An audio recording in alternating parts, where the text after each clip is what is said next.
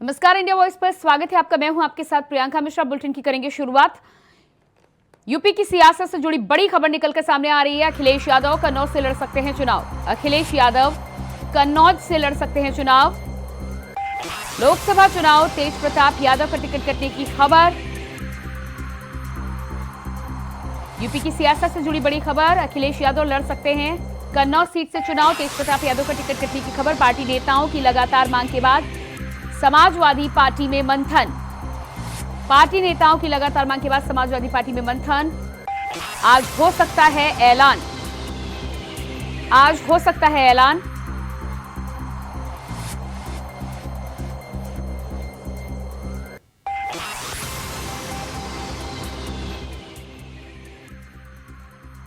तो अब तक किस किस सीट पर कंफ्यूजन बना हुआ है? पहले मुरादाबाद सीट पर एसटी हसन, फिर रुचिवीरा मोहिबुल्ला खान रामपुर से बाद में प्रत्याशी बनाए गए। इसके अलावा सुल्तानपुर में पहले भीम निषाद, फिर रामभुआल निषाद।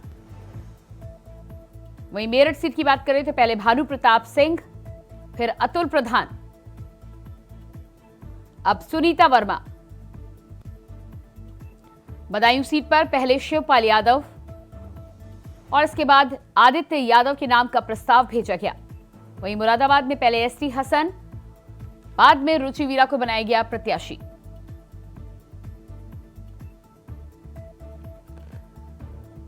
तो रामपुर में कई अड़चनों के बाद मोहिबुल्ला नदवी को बनाया गया था प्रत्याशी। सुल्तानपुर, मुरादाबाद, रामपुर, मेरठ, इन सभी जगहों पर समाजवादी पार्टी का कंफ्यूजन देखने को मिला है। 2 से 3 उम्मीदवार बदले गए हैं। और इसी खबर पर हमारे साथ लखनऊ से संवाददाता मोहम्मद आसिफ बेग बने हुए हैं। जी मोहम्मद आसिफ, जिस तरह से समाजवादी पार्टी को लेकर लगातार अखिलेश यादव का नाम अब कन्नौज सीट से आ रहा है, लेकिन ये कंफ्यूजन समाजवादी पार्टी की कई सीटों पर देखने को मिला है, क्या कुछ ताजा जानकारी है? जी मोहम्मद आसिफ, क्या मुझे सुन पा रहे हैं आप?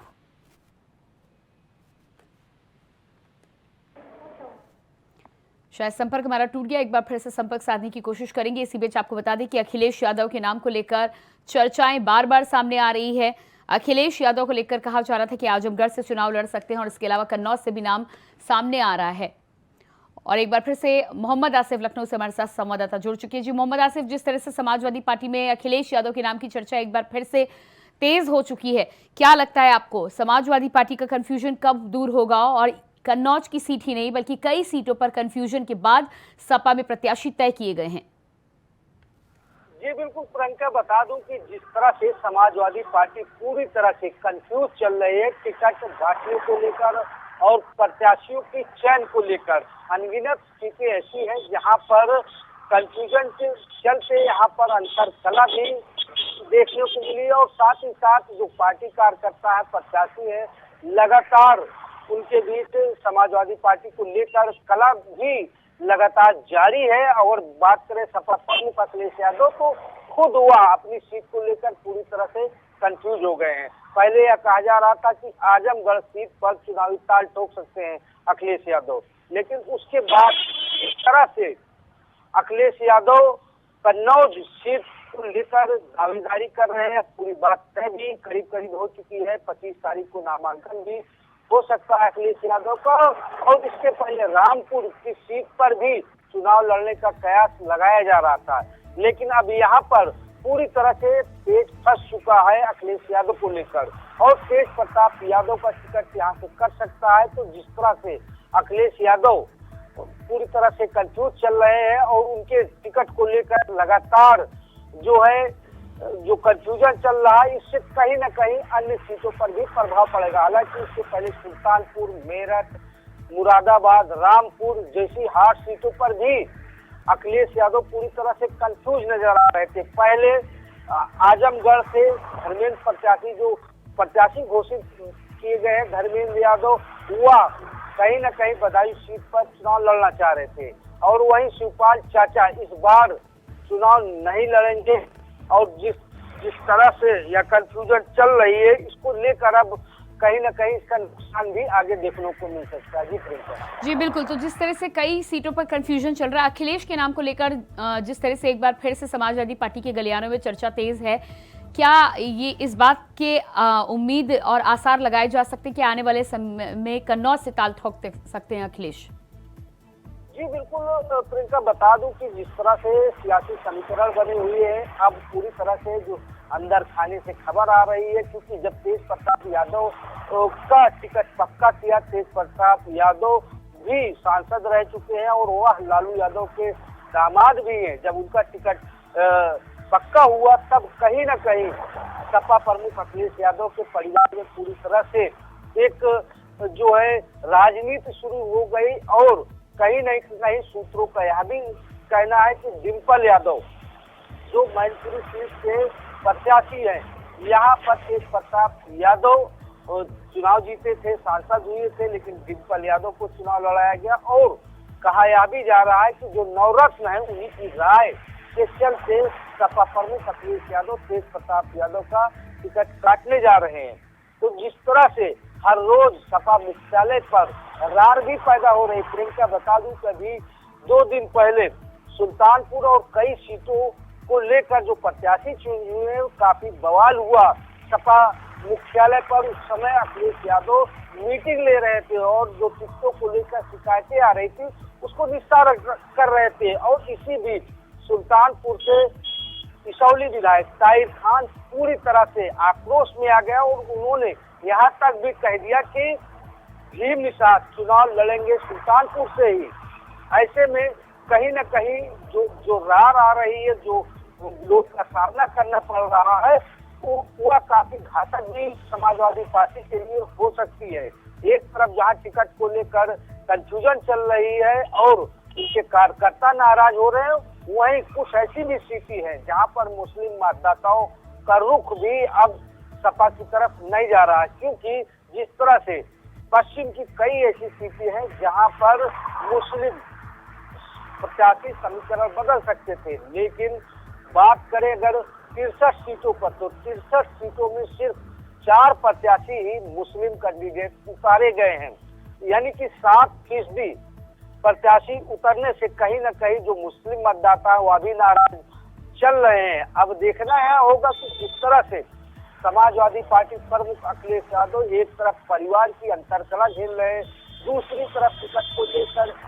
कार्यकर्ताओं की नाराजगी और तीसरी तरफ इस तरह से मुस्लिम मतदाताओं को इग्नोर किया जा रहा है और साथ ही साथ ब्राह्मण चेहरों को भी इग्नोर किया गया है। इसको लेकर भी काफी कला और कंफ्यूजन समाजवादी पार्टी में दिखाई दे रही है। अगर सीटों की बात करें तो 9 सामान्य वर्ग से प्रत्याशी उतारे गए हैं, जिसमें 4 मुस्लिम है और बाकी अन्य जाति और बिरादरी के हैं। तो ऐसे में कहीं न कहीं पीडीए का जो नारा दिया है इसमें ब्राह्मण और मोहम्मद आसिफ, आप बने रहिएगा हमारे साथ कन्नौज से सांसद भारतीय जनता पार्टी के सुब्रत पाठक भी जुड़ चुके हैं। तो सुब्रत जी ने क्या कुछ कहा है अखिलेश यादव के चुनाव लड़ने को लेकर, आपको पहले वो सुना देते हैं। ना कि हम तो पहले ही अखिलेश यादव जी से कहे थे कि आप चुनाव लड़िए, आके आपके अलावा कोई चुनाव लड़ ही नहीं सकता कन्नौज में। और शायद उनको बड़ा घमंड था कि नहीं हम किसी को भेज देंगे, वो लड़ जाएगा, जीत जाएगा। और जबकि हमने इनको कहा था कि आप अपने सफाई से भी किसी को भेज दोगे तो भी उसकी जमानत भी जब्त हो जाएगी। अखिलेश जी, यहाँ से कोई लड़ ही नहीं सकता आपके खिलाफ, आप आइए यहाँ से लड़िए।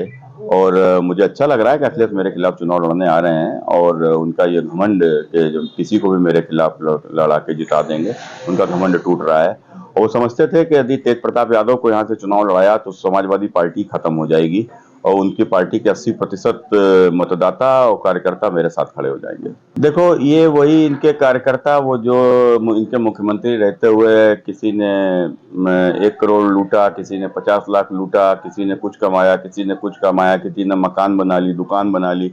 अब सत्ता से इतने लंबे समय तक बाहर हो गए हैं तो सब बिक गई हैं, अब निठल्ले हो गए हैं। तो उनको लगता है कि अखिलेश यादव जी आएंगे तो उनका कुछ भला हो जाएगा। तो लेकिन खैर फर्क नहीं पड़ता। हम तो चाहते ही थे कि अखिलेश यादव जी कन्नौज से चुनाव लड़ें, तो कम से कम इनके कारनामे तो लोगों की नजरों में आए। तो ये आपने सुना कि बीजेपी के सांसद कन्नौज से सुब्रत पाठक का क्या कुछ कहना है अखिलेश यादव के चुनाव लड़ने को लेकर। और इसके साथ ही साथ हमारे साथ लखनऊ से संवाददाता मोहम्मद आसिफ भी लगातार बने हुए हैं। जी मोहम्मद आसिफ, लगातार जिस तरह से सुब्रत पाठक ने यहाँ पर कहीं ना कहीं अखिलेश के सामने चुनौती खड़ी करने का काम किया है और अखिलेश को चुनौती भी देते हुए नजर आ रहे हैं। अब देखना ही होगा कि आगे आने वाले समय में क्या अखिलेश या कोई और समाजवादी पार्टी से चुनाव लड़ता है। फिलहाल इस तमाम जानकारी के लिए आपका बहुत बहुत शुक्रिया। और इसके बाद बात करेंगे अगली खबर को लेकर। लखनऊ से बड़ी खबर सामने आ रही है। दूसरे चरण के प्रचार का आज आखिरी दिन। दूसरे चरण के लिए आज थमेगा चुनावी शोरगुल। दूसरे चरण के लिए आज थमेगा चुनावी शोरगुल। 26 अप्रैल को 8 लोकसभा सीटों पर होगी वोटिंग। 26 अप्रैल को 8 लोकसभा सीटों पर होगी वोटिंग। मतदान के लिए इलेक्शन कमीशन की तैयारी लगभग पूरी। मतदान के लिए इलेक्शन कमीशन की तैयारी लगभग पूरी। आज शाम 5 बजे थम जाएगा चुनाव प्रचार का शोर। आज शाम 5 बजे थम जाएगा चुनाव प्रचार का शोर। दूसरे चरण में अमरोहा, मेरठ, बागपत में मतदान। दूसरे चरण में अमरोहा, मेरठ, बागपत में मतदान। बुलंदशहर, अलीगढ़ और मथुरा में होगा मतदान। गाजियाबाद, गौतम बुद्ध नगर में भी मतदान। तो 26 अप्रैल को लोकसभा की 97 सीटों पर लोकसभा का चुनाव होना है। उत्तर प्रदेश की 8 सीटों पर प्रत्याशी ताल ठोकते हुए नजर आएंगे। दूसरे चरण में बागपत, मेरठ, गौतम बुद्ध नगर, गाजियाबाद, मथुरा में मतदान। बुलंदशहर, अलीगढ़ में भी जनता डालेगी अपना वोट। तो दूसरे चरण के प्रचार प्रसार का आज आखिरी दिन।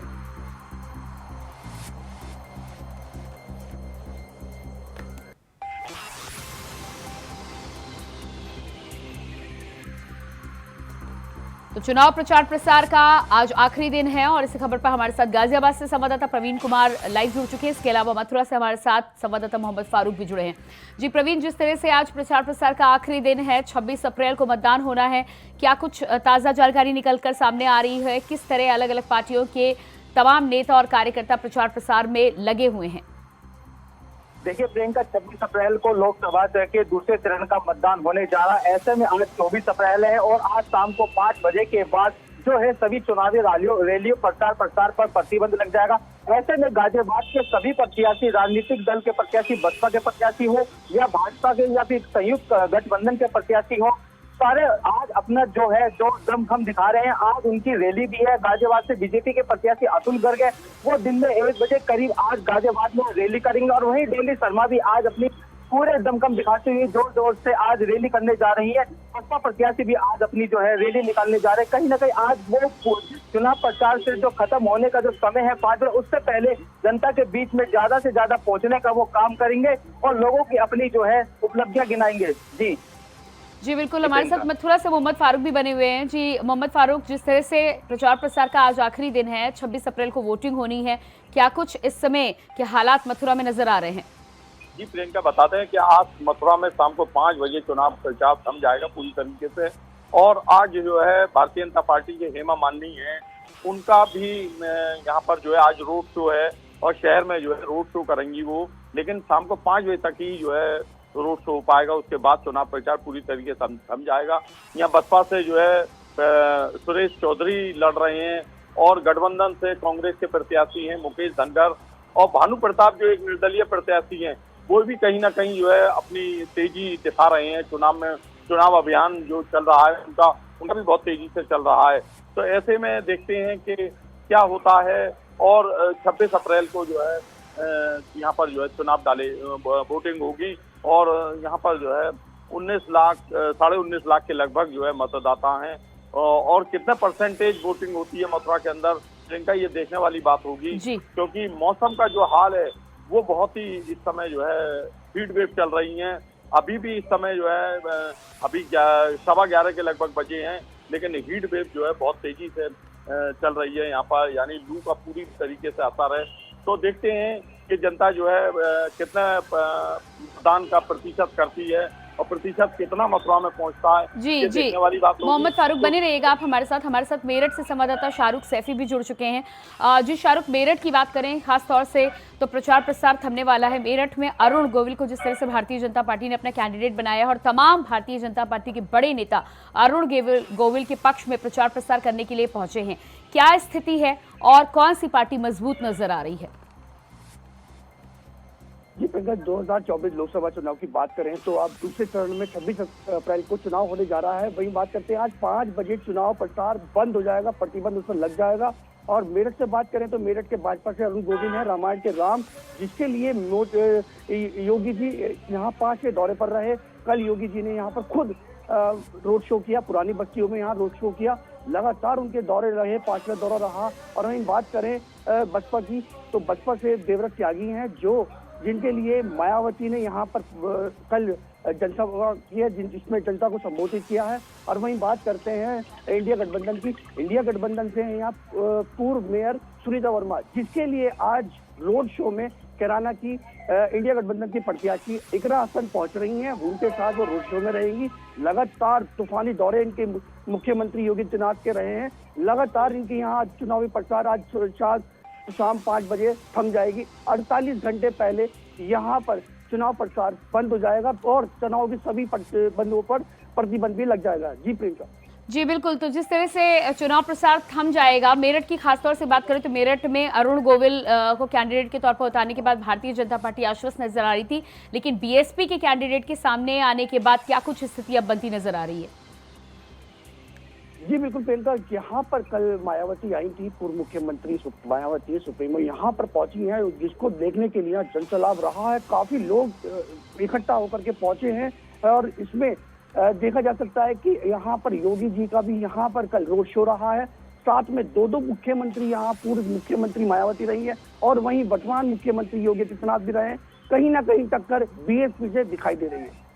जी बिल्कुल, मोहम्मद फारूक भी हमारे साथ लगातार बने हुए। जी मोहम्मद फारूक, अलग अलग पार्टियों की अगर बात करें तो हर सीट पर भारतीय जनता पार्टी ने कोई कोर कसर नहीं छोड़ी है। जिस तरह से रैलियां अलग अलग जगहों पर करते नजर आए हैं, उनकी अपेक्षा इंडिया गठबंधन को देखा जाए तो क्या आपको स्थिति क्या नजर आ रही है? क्या इंडिया गठबंधन भी प्रचार प्रसार में उतनी ही तेजी से लगा दिखाई दिया मथुरा के धरातल पर? जी प्रियंका, आपको बता दें कि हेमा मालिनी जो है यहाँ की जो सांसद हैं, यानी 2 बार से सांसद हैं और तीसरी बार वो फिर चुनाव मैदान में मथुरा में। और इसी तरीके से जो है इंडिया गठबंधन की ओर से कांग्रेस के प्रत्याशी मुकेश धनखड़ हैं और बसपा से सुरेश चौधरी हैं। ये इन तीनों लोगों में एक कड़ा मुकाबला दिखाई दे रहा है, क्योंकि तीनों लोगों का यानी जो कैडर का वोट है वो वोट जो है बसपा का भी है और इधर कांग्रेस का भी वोट है और उधर भाजपा कैडर का भी वोट है। ये वोट जो है पड़ेगा और ये वोट कितना प्रतिशत पड़ता है ये बस केवल देखने वाली बात होगी, क्योंकि इन तीनों का जो है संघर्ष प्रति तरफ जो है जो निर्दलीय प्रत्याशी है भानु प्रताप सिंह, वो भी अपने को ताल ठोंकते नजर आ रहे हैं और उनका भी एक वोटर जो है काफी संख्या में पड़ने की उम्मीद जताई जा रही है। लेकिन ये सब कुछ निर्भर करता है वोट के परसेंटेज पे। अगर वोट का परसेंटेज जो है बढ़ता है तो इनमें जो है त्रिकोणीय मुकाबला होना बिल्कुल जो है साफ दिखाई देता है। साफ तौर पर जनता का रुख है कि किस तरफ जाता है और इसी तरीके से गर्मी को देखते हुए, हीट वेव को देखते हुए सुबह के समय अगर जनता वोट डालती है तो उस पर जो है जरूर जो है परसेंटेज बढ़ेगा जो है। और जी बिल्कुल मोहम्मद फारूक, तमाम जानकारी के लिए बहुत बहुत शुक्रिया आपका। प्रवीण आपका भी और शाहरुख सैफी आपका भी बहुत बहुत शुक्रिया जुड़ने के लिए। तो ये थे हमारे साथ संवाददाता अलग अलग जगहों पर जिस तरह से लोकसभा चुनाव के प्रचार प्रसार का आज अंतिम दिन है। शाम 5 बजे प्रचार थम जाएगा और उसके बाद 26 अप्रैल को मतदान होना है।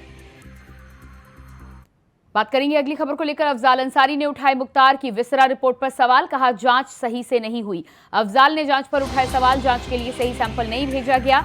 अफजाल अंसारी का यह आरोप सामने आया है। तो आपको बता दें कि लंबे समय से मुख्तार अंसारी की मौत के बाद लगातार राजनीतिक गलियारों में चर्चा बनी हुई थी, जिसके बाद एक बार फिर से जांच कराई गई थी। जांच कराए जाने के दौरान विसरा रिपोर्ट में हार्ट अटैक से मुख्तार अंसारी की मौत की पुष्टि की गई है। जहर देने की बात सामने नहीं आई है। ऐसे में एक बार फिर से मुख्तार अंसारी के परिवार यानी कि उनके भाई अफजाल अंसारी ने जांच पर ही सवाल उठाए हैं। तो जांच के लिए सही सैंपल नहीं भेजा गया, यह आरोप है अफजाल अंसारी का। अफजाल अंसारी ने उठाए मुख्तार की विसरा रिपोर्ट पर सवाल। कोई भी जो जुडिशियल कस्टडी में मौत होती है, चाहे बांदा में मुख्तार अंसारी की हुई हो या कहीं भी किसी तरह की हुई हो, उसकी मजिस्ट्रेटियल जांच होती है। फिर आप ही जांच बैठा दीजिए, आप ही मजिस्ट्रेटियल जांच, आप ही न्यायिक जांच। अगर कोई परिजन चाहे भी कि भाई इसका पोस्टमार्टम निष्पक्ष हो जाएगा एम्स का डॉक्टर अगर इसका पोस्टमार्टम करेगा तो हमको भी संतोष हो जाएगा। क्या कारण है सरकार भाग गई? क्या कारण है उस मांग को अस्वीकार कर दिया गया? क्या ऐसी चीज थी जो नहीं हो सकती थी?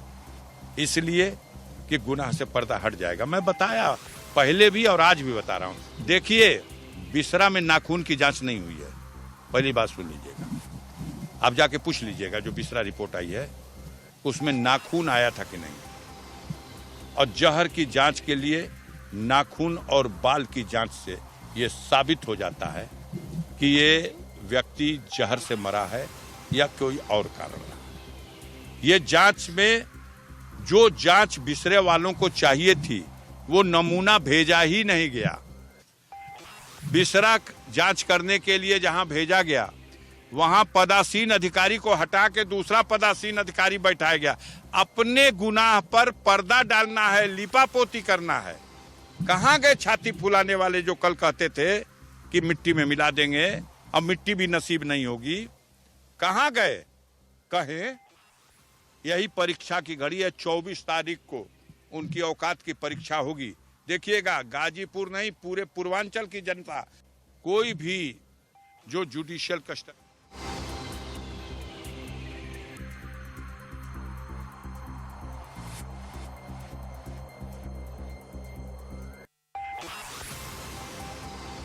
तो अफजाल अंसारी ने उठाए मुख्तार की बिसरा रिपोर्ट पर सवाल। साफ तौर पर अफजाल अंसारी का कहना है कि बिसरा रिपोर्ट में नाखून की जांच नहीं की गई। उनका यह आरोप है कि जांच जिस तरह से हुई है उससे मुख्तार अंसारी का परिवार और खुद अफजाल अंसारी संतुष्ट नहीं है।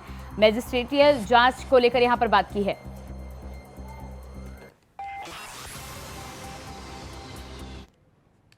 और इसके बाद आइए आपको सीधे लिए चलते उत्तर प्रदेश के मुख्यमंत्री योगी आदित्यनाथ इस समय प्रेस कॉन्फ्रेंस कर रहे हैं। क्या कुछ कह रहे हैं, सुनिए। पॉलिटिक्स ऑफ परफॉर्मेंस पर ध्यान देकर के पूरी जवाबदेही के साथ हर एक मोर्चे पर सर्वांगीण विकास के जिन लक्ष्यों को प्राप्त करने की दिशा में प्रयास प्रारंभ किए हैं, आज देश उसका लाभ प्राप्त कर रहा है।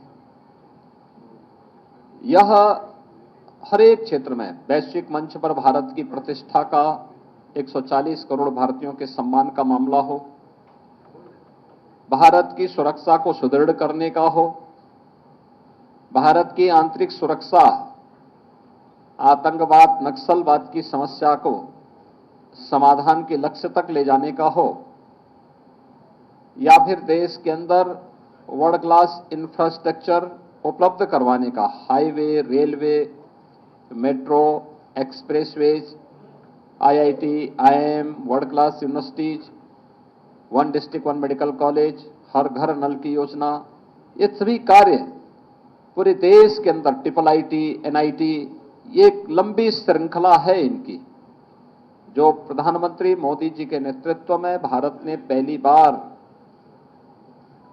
गवर्नमेंट परफॉर्मेंस के आधार पर भी कार्य कर सकती है और उस आधार पर जनता जनार्दन के बीच में जा सकती है, यह पहली बार देखने को प्राप्त हुआ है।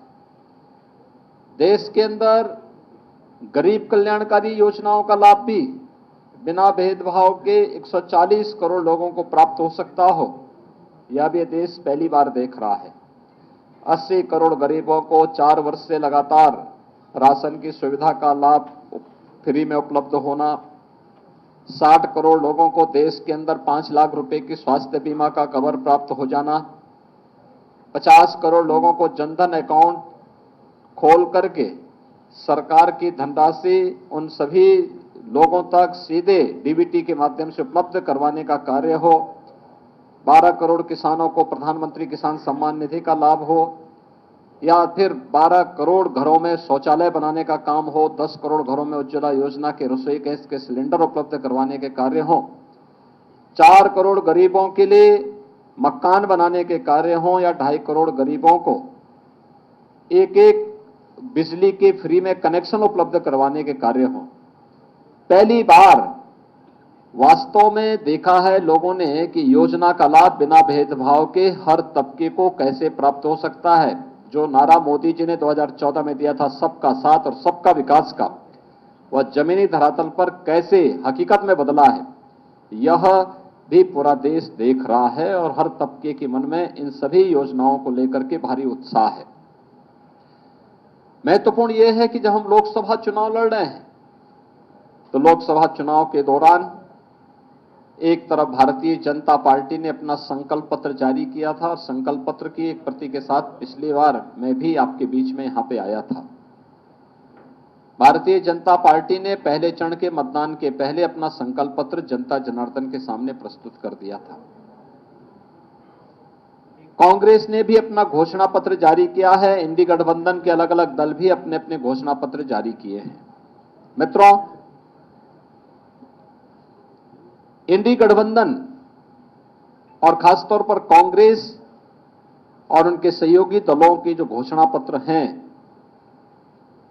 घोषणा पत्र के विभिन्न प्रावधानों के खतरनाक इरादों की तरफ ही ध्यान आकर्षित करने के लिए आज हम सब जनता जनार्दन का ध्यान आकर्षित करना चाहते हैं। जनता जनार्दन का ध्यान, और खासतौर पर इन मुद्दों को लेकर के एक तरफ 1970 के दशक में तत्कालीन प्रधानमंत्री श्रीमती इंदिरा गांधी जी ने देश को गरीबी हटाओ का नारा दिया था। गरीबी नहीं हट पाई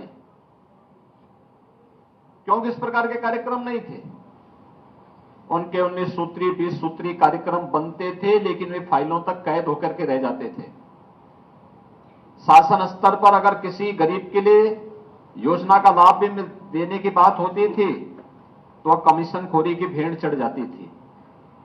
योजना का लाभ चेहरा देख करके देने की जो प्रवृत्ति कांग्रेस ने उस समय प्रदान की थी, कमोवेश वही स्थिति हम लोगों को यूपीए सरकार के सामने और विभत्स रूप में देखने को मिला।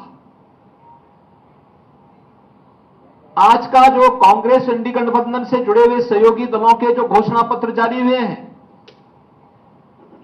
उस घोषणा पत्र को देख करके हम कह सकते हैं, एक तरफ अपनी गरीब कल्याणकारी योजनाओं को लेकर के प्रधानमंत्री मोदी जी ने बिना भेदभाव के देश के अंदर हर तबके के लोगों के कल्याण के लिए, उनके उत्थान के लिए कार्य किया और 10 वर्ष में 25 करोड़ गरीबों को गरीबी रेखा से उभार करके उन्हें खुशहाल जीवन जीने के लिए आगे बढ़ाने में मदद की।